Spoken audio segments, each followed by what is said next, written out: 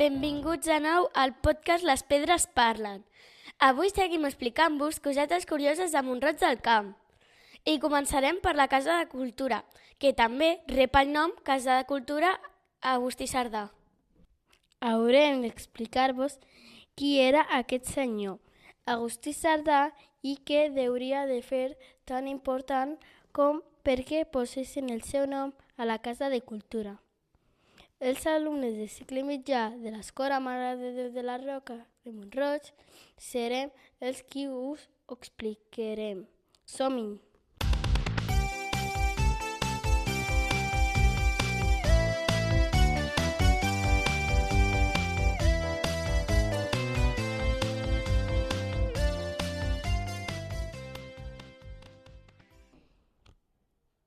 Comencem explicant qui era el senyor Agustí Sardà i Llaveria. Va néixer a Mont-roig el 19 de setembre de l'any 1836, concretament al carrer Major, i quan tenia 17 anys va anar a estudiar a Madrid.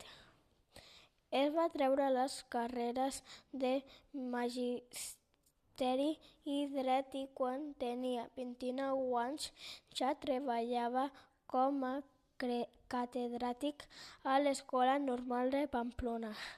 Ara seria la universitat. A partir d'aquí va entrar al món de la política i es va convertir en un personatge molt important de l'època, representant la província de Tarragona. Als estius tornava al poble, que sempre el rebia amb els braços oberts i hi passava bones estones amb els familiars i amics. En aquella època, concretament a l'any 1899, l'Ajuntament de Mont-roig del Camp va aprovar la necessitat de construir unes noves escoles noves, però no trobaven els diners per a fer-ho.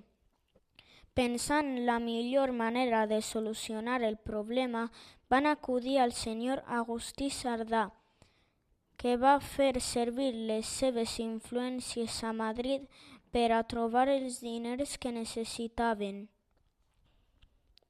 La primera pedra de les escoles noves es va posar el 25 de novembre de 1904 i les escoles es van inaugurar el 15 de gener de 1911 amb una gran festa.